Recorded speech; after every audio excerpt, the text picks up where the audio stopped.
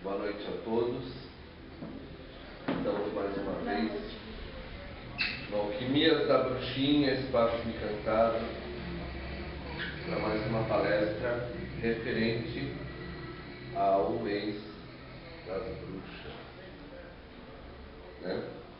Então, nossa palestra de hoje será sobre uma coisa que todo mundo pensa que é só historinha, mas não é.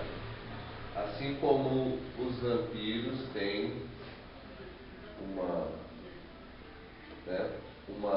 alguma verdade que alimenta os mitos, assim também o mito do lobisomem é alimentado por alguns fatos.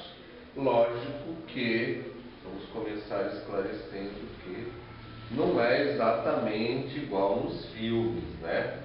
O cara fica com 3 metros de altura. As imagens que a gente colocou são meramente ilustrativas, tá? Então, primeiramente, definir o nome correto para o fenômeno do ser humano se transformar em lobo seria licantropia, que tem 2 definições, né, oficiais. Primeiro, monomania, na qual o doente se acredita transformado em lobo ou outro animal selvagem.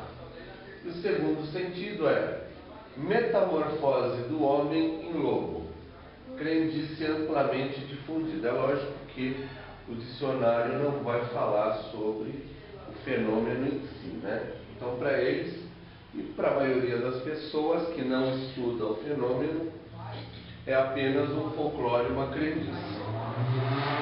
Ó, esse aqui é o do filme, né? Inclusive, desse filme mais recente, com Anthony Hopkins, o Benício Del Toro. Tá? Isso aqui é só Hollywood, não é muito parecido com a realidade. Assim como nós falamos na palestra passada, da semana passada, sobre vampirismo, o fenômeno da licantropia, ele tem níveis, ele tem estágios, tá? E assim como no vampirismo também, onde o primeiro estágio é muito comum e muito frequente, o primeiro estágio da licantropia também é muito comum e muito frequente. É aquilo que a gente vê todos os dias no trânsito, nas ruas, nas empresas. É a bestialidade humana. Bestialidade no sentido ruim, não no sentido mais primal, do animal de poder, porque isso é bom. Não, a bestialidade humana é o lado ruim mesmo do ser humano, aquele ser humano que não está nem aí para os outros, ele, né? O que mais aparece mesmo é no trânsito e em algumas relações humanas, né? Pessoas que gostam de agredir os outros, mulher que bate no marido, marido que bate na esposa, né? Esse tipo de coisa. Então já a pessoa começa a expressar um lado animalesco pervertido, um lado animalesco sombrio, um lado animalesco ruim. Não é o lado animal bom, equilibrado, né, que tem na natureza, em harmonia com o todo. Ele não é harmônico, é desarmônico, tá? E ele vem de vários fatores, né? Má educação dada pelos pais ou falta dela mesmo, falta de limites, pessoa mimada tende a ser assim, né? Porque ela não admite ser contrariada. Pessoas que têm índole violenta, em vez de praticar uma arte marcial, né, e bater em alguém do seu tamanho, saem por aí chutando o cachorro na rua, enfim, aquela bestialidade que já está bem falado e bem divulgado nos noticiários. Agora, lembre-se o seguinte: é comum, é frequente e não é nada bom. Até porque o que a gente vai ver agora é que ela abre caminho para os próximos estágios. Eu quero lembrar uma coisa como neurocientista que sou, que o nosso cérebro tem um mecanismo chamado mecanismo de facilitação neuronal. Significa o quê? Uma determinada reação que você tem a um determinado estímulo, se você exerce essa mesma reação repetidas vezes, os caminhos neuronais vão se fortalecendo. Então essa reação se torna cada vez mais fácil, mais frequente e mais automática. Então, quanto mais a pessoa cede ao impulso da bestialidade, mais forte ela se torna, mais ela acentua. Ou seja, a pessoa que já tem uma tendência para a ira ou para a violência, ela tem que encontrar canais adequados para expressar essa violência, como, por exemplo, as artes marciais, né? Porque, do contrário, o que acontece? Ela começa a descontar nos outros, descontar no trânsito, descontar nos empregados, descontar no cachorro, no vizinho e por aí vai. E quanto mais se exerce isso, mais intensifica. Então, quando a pessoa passa para os próximos estágios, ela nunca pode se colocar como vítima, porque a pessoa está aprofundando isso e não está querendo mudar, né? Vamos deixar isso claro, porque senão parece assim, né? Que sempre é uma pobre vítima do destino, não é? Aqui é uma ilustração também dos filmes de Hollywood. Isso obviamente não é o que a gente conhece, não dessa forma. Segundo estágio. Mas a pessoa pode se sentir daquela forma, né? Sim. A pergunta é cabível. Se sentir dessa forma, acontece. Sim. Mesmo uma pessoa que não é uma besta humana, né? Ela não está no campo da bestialidade, numa situação extrema pode se sentir assim. Esse lado primal, feral, faz parte dos instintos de sobrevivência nossos. E sobrevivência não é só sobrevivência física. Quando você sente que alguém está aniquilando a sua mente, por exemplo, o seu self está sendo violentado, a pessoa pode também ter reações bastante intempestivas. É a tal da tortura mental, né, que ficou famosa nos anos 50, lá nos Estados Unidos e na Europa. Eles torturavam a pessoa sem qualquer agressão física. Pior ainda, né? Então também pode. Se sentir assim é uma coisa. O que eu estou dizendo é que assim, a gente não conhece casos de metamorfose a esse nível. Não tem isso documentado. Tem relatos. Eu vou até onde, né, a gente tem um pouco mais de substância para falar. Tem relatos nos Estados Unidos, né? Nós vamos falar. Então, como é que a pessoa vai indo nesse caminho? Assim como no caso do vampiro, isso pode levar vidas. Entendeu? Vidas e vidas em que a pessoa vai descendo morro abaixo. Por quê? Você tem uma dificuldade, por exemplo, para controlar a ira. Se você vai se entregando a isso, como eu falei, vai aprofundando cada vez mais, você pode desencarnar, como a gente vai ver, continuar e nasce de novo, continua, enfim. Depende do quanto você desce em cada vida, né? Ou não, ou para, ou tenta melhorar. Cada caso é um caso, cada ser humano é um ser humano. O segundo estágio, então, ele pode acontecer, e aí já é um caso muito mais sério, quando há uma possessão, e aí eu não estou dizendo incorporação, estou dizendo possessão, pelo lado feral sombrio, por um elemental artificial ou ainda por um lobisomem ancestral. Eu vou explicar cada um desses casos, apesar que a gente vai falar depois, mas já fica explicado.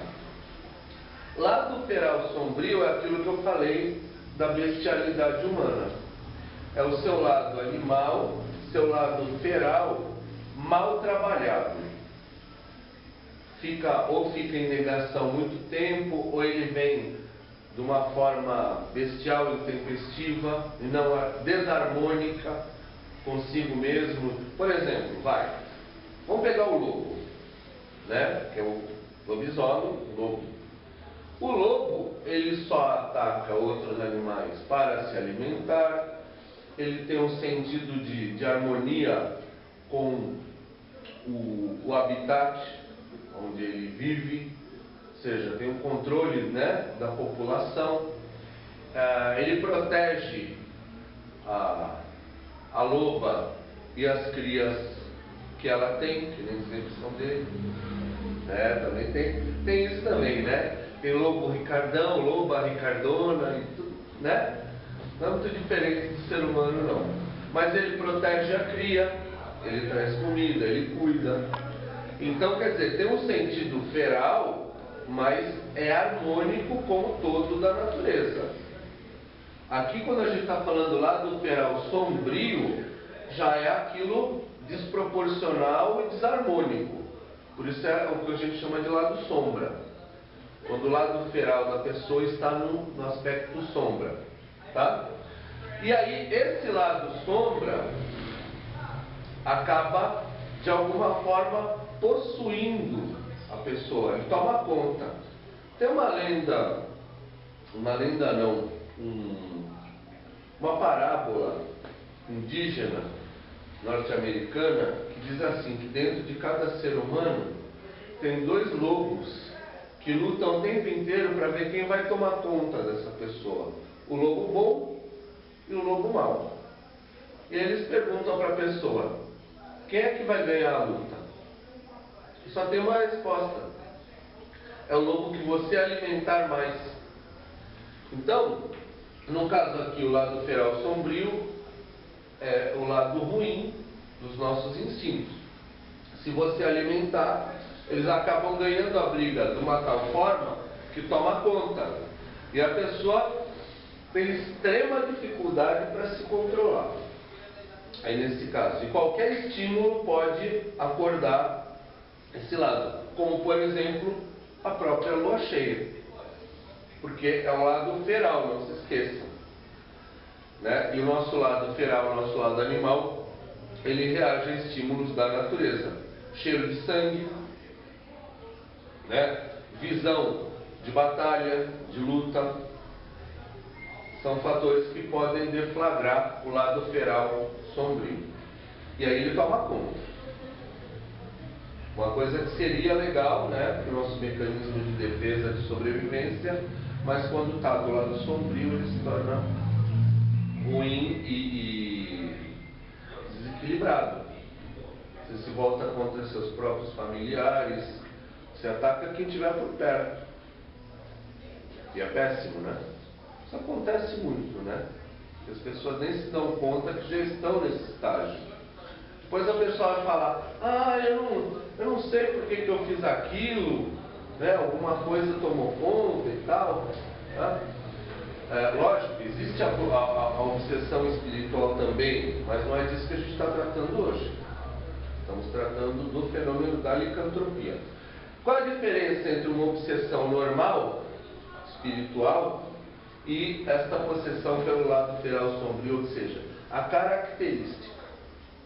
Tá? A obsessão espiritual, o obsediado continua agindo como um ser humano mau, né? Mal, mas ainda é um ser humano. Aqui não, é uma besta mesmo, é uma fera, um animal selvagem e raivoso. Acho que a comparação melhor é essa.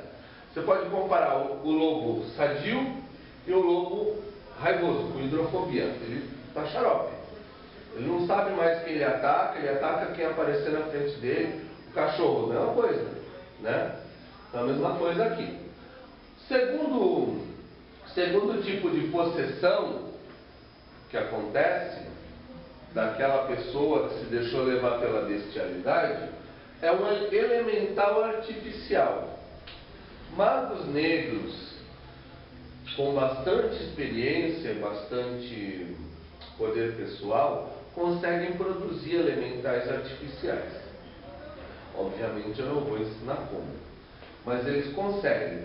E esses elementais artificiais podem ser enviados ou para atacar a pessoa ou também para possuir, no caso da pessoa já ter essa índole. Então o cara já tem a índole violenta, ele já tem, né, essa propensão. Em vez de enviar o elemental artificial na forma de lobo para atacar a pessoa, ele, possui, né? Entra e faz a pessoa atacar todo mundo que está à sua volta, ter um acesso de loucura no emprego, para a pessoa perder o emprego, esse tipo de coisa. Tá? E tem um terceiro caso, que é o lobisomem ancestral. O que é isso? É porque a gente ouve falar aquelas famílias que são amaldiçoadas, né?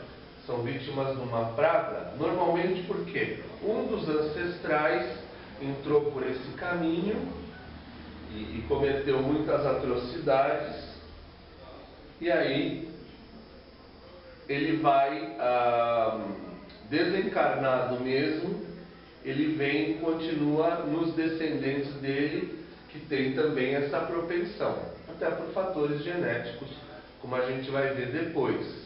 Tem fatores genéticos também, tem linhagens. Tá? Aí. Essa é mais uma ilustraçãozinha, né? Mais um lobisomem típico. Aí a lua cheia, né? Ah, sim. Notem que tem a lua cheia ao fundo, agindo como um fator de start, né? Aquele lobisomem do segundo estágio, vamos supor que ele seja aquele tipo do lado feral sombrio. Só para dar um exemplo. Ele deu vazão várias e várias vezes ao lado feral sombrio, como eu já falei. Mecanismo de facilitação neuronal. Fica cada vez mais e mais intenso até que ele vai chegar um momento que ele vai desencarnar ou vai ser desencarnado, né? Ou pela polícia, ou numa briga, ou numa situação geralmente muito violenta. Ele vai desencarnar. O espírito dele continua com essas mesmas características, só que desencarnado. A maioria dos casos de avistamento de lobisomens e tal, é de lobisomem desencarnado. Aqui no Brasil tem bastante. Nós já tivemos algumas ocorrências nesse sentido. E uma das características, um dos fatos interessantes é que ele pode incorporar em cães ou lobos e fazer o lobo ou o cão agir como ele quer que haja. Vamos supor, sei lá, ele quer atacar o Scooby. Ele não gosta do Scooby, mas ele está desencarnado, então ele incorpora no cachorro do Scooby, né? Ou na cadela da Emily.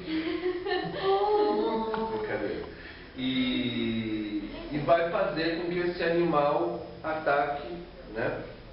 Porque o animal ele não tem defesa contra esse tipo de coisa, né? Principalmente o animal mais velho. Costuma acontecer. Tá? Lobisomem desencarnado. E aí vem a parte mais interessante de todas. Olha que legal. E aí, lobão? Esse aqui é um lobo típico. O lobisomem puro sangue. Esse já vem de linhagem. Eu já falei, né? Ele nasce normalmente já dentro de uma família que já tem essa característica, e eles inclusive só se casam entre, vamos supor, tem uma fêmea, perdão da expressão, mas é um lobisomem, né? Num clã que vai casar com um macho de outro clã, porque eles já sabem como são as características deles. Isso aí teve um documentário muito interessante no Animal Planet. No Animal Planet, quer dizer, uma coisa bastante séria, inclusive com alguns vídeos amadores que mostram um certo nível de transformação. O que se tem de transformação física? Força bem acima, né, do normal, velocidade, agilidade acima do normal, modificações da expressão no rosto, fica com uma cara lupina, realmente, a expressão. Não dá para ver muita modificação, por exemplo, crescer, ficar enorme, essas coisas, não tem. E nesse documentário, inclusive, eles têm que ter certos cuidados. Mencionaram que, por exemplo, nas primeiras transformações, que eles se transformam a partir de uma certa idade, né? Nesse documentário eles mencionaram que no começo a pessoa fica terrivelmente exausta, né, das correrias, das atividades que eles fazem e tal, e precisa de cuidados, precisa ficar em repouso.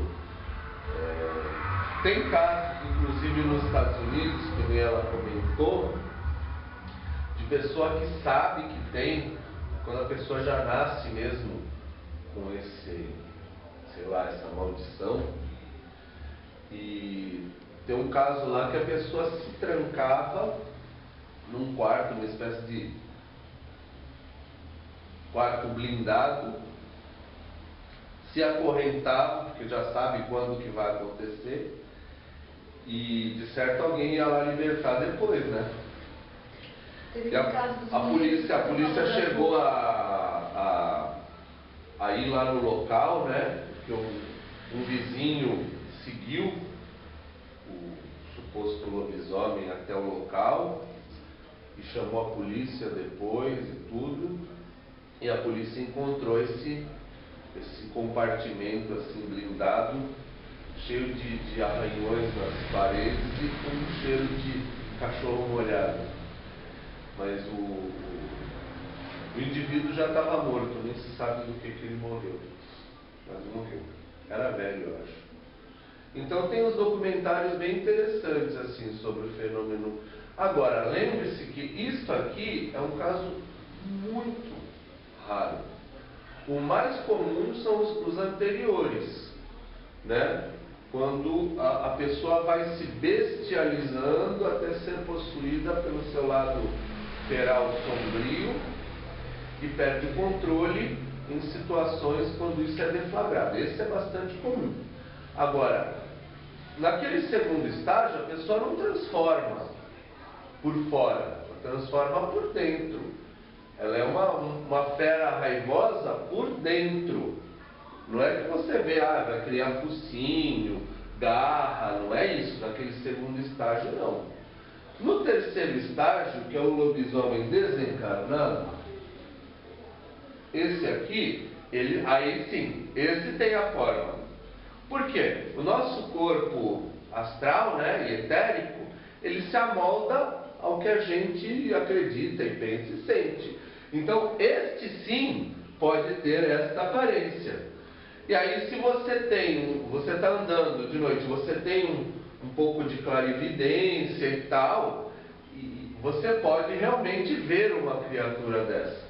Mas ele não tem corpo físico, na maioria dos casos. Eu não ficaria para testar a hipótese se ele tem corpo físico ou não. Tá? Mas tem como ele ter mais densidade do que o normal, né? Ele tem mais densidade do que o normal no campo etérico, assim como os vampiros desencarnados também têm. Inclusive, uma das coisas que eles costumam atacar muito galinheiro é justamente por causa da albumina, que é muito rica em proteínas. Por isso que deu para fazer aquela camiseta.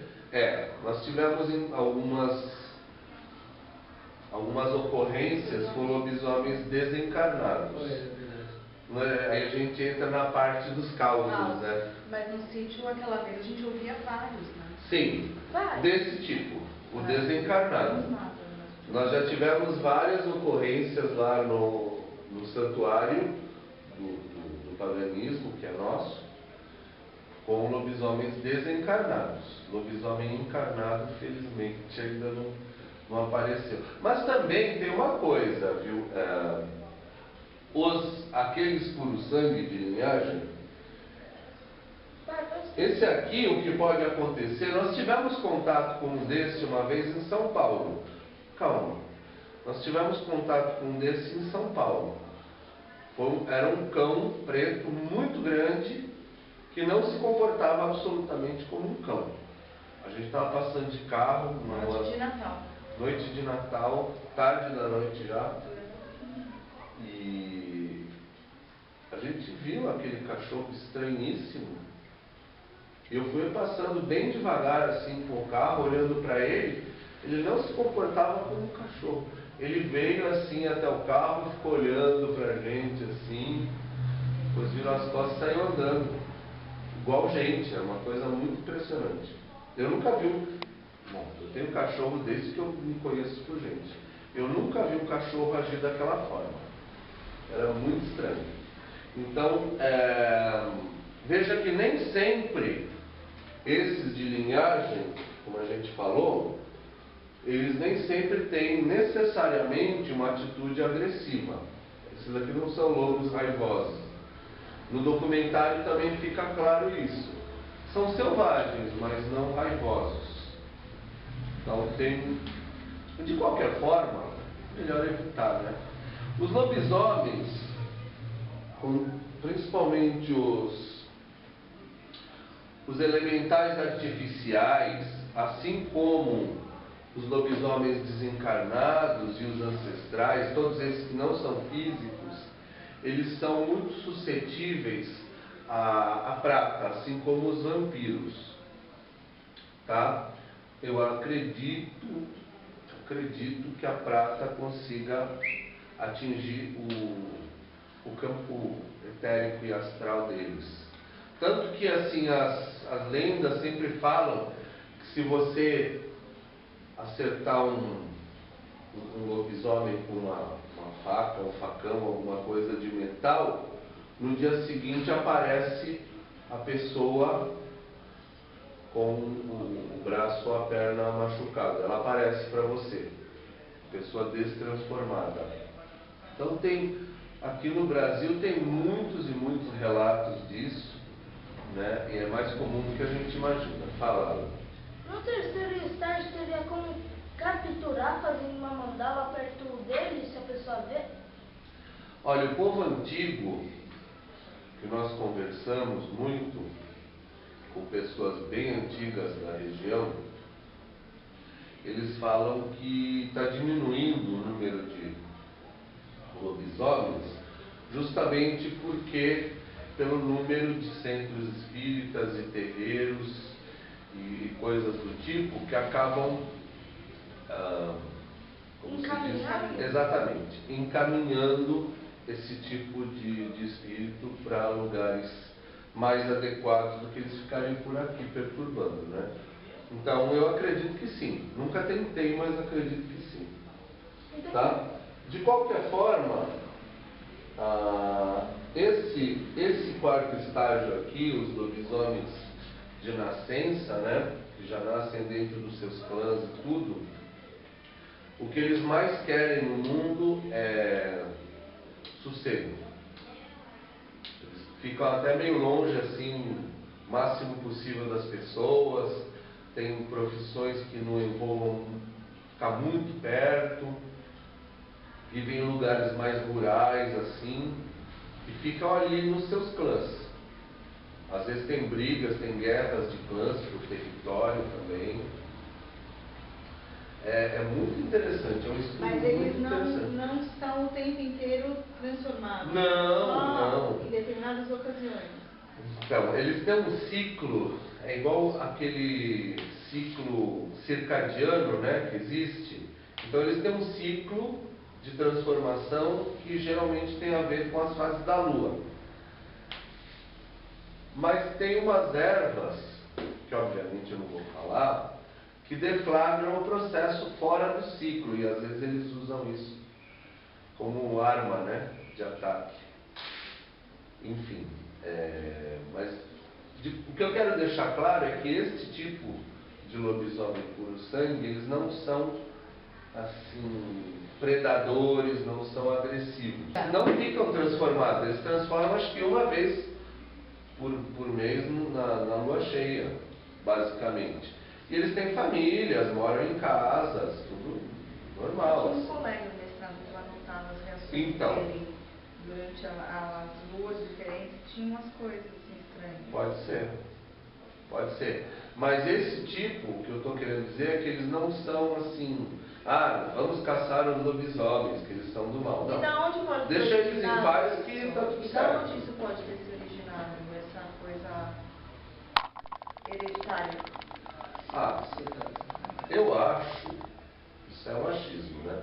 Não tem estudos sobre isso, sobre a verdadeira origem dos lobisomens, como não tem também dos vampiros. A gente pode especular em manipulações genéticas, né? Quando houveram intervenções de extraterrestres na produção mesmo do ser humano, né? Eles fizeram muitas tentativas, umas deram certo, outras deram errado e tal, e eu acho que é uma hipótese que algumas dessas tentativas tenham dado assim como nós temos hoje bastante documentários mostrando as sereias, assim como temos hoje vários documentários de fósseis gigantes de 5 até 10 metros de altura, que em algum momento existiram seres humanos com essa característica, eu acho que eles podem ter dado essa genética de alguma manipulação, algum enxerto, né? Não se esqueça também que na Atlântida tinha hibridismo, né, de homem com animal. Então também tem essa... Então, mas o que eu estranho é o seguinte, porque quando é totalmente genético, eles deveriam permanecer com as características o tempo inteiro, não morfar de alguma Não forma. necessariamente. Não? Não. Porque, não é uma característica genética a mulher ovular em determinada fase da Lua? Sim, mas os animais não mudam. Bom, a gente não sabe, né? Não, tem vários tipos de metamorfose na natureza. Eu não excluiria. Não? De jeito nenhum. Então, respeito, em se tratando de lobisomem, gente, respeito é bom e conserva os dentes. Né? Respeitem os caras, deixa eles quietos lá. E assim, para o caso de vocês terem algum tipo de encontro, de ocorrência, você tem que agir como qualquer outro animal selvagem. Se você está andando na rua, você se encontra um cachorro bravo, o que você vai fazer? Se você correr, é óbvio que ele vai te atacar.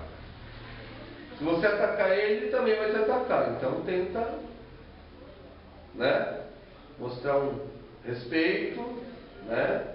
Fica na sua que eu fico na minha, sai andando, não dá as costas, não dê as costas jamais, né? É a sua melhor chance. Se tiver que lutar, lute.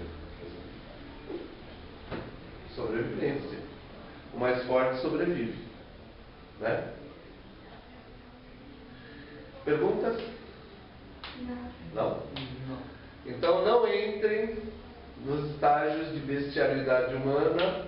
Tem muita gente entrando hoje em dia, né? Como a gente já falou, os seres humanos não estão pensando em lidar com o seu lado feral, não estão pensando qual a melhor forma de expressar isso. Pensa que só negar é o que resolve. Negação nunca resolveu nada. Temos que lidar com o nosso lado feral. Nós somos animais com características um pouco mais racionais. mas somos animais, fazemos parte da natureza, temos hormônios, temos instintos, não adianta negar.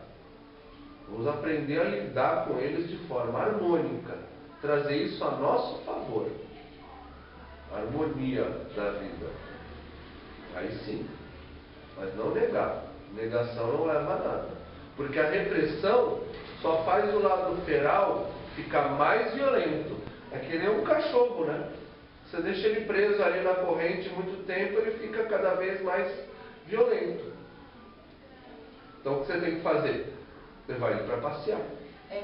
Então levem também o seu lado feral para passear. Que as artes marciais vão deixar a pessoa mais violenta? Não, pelo contrário.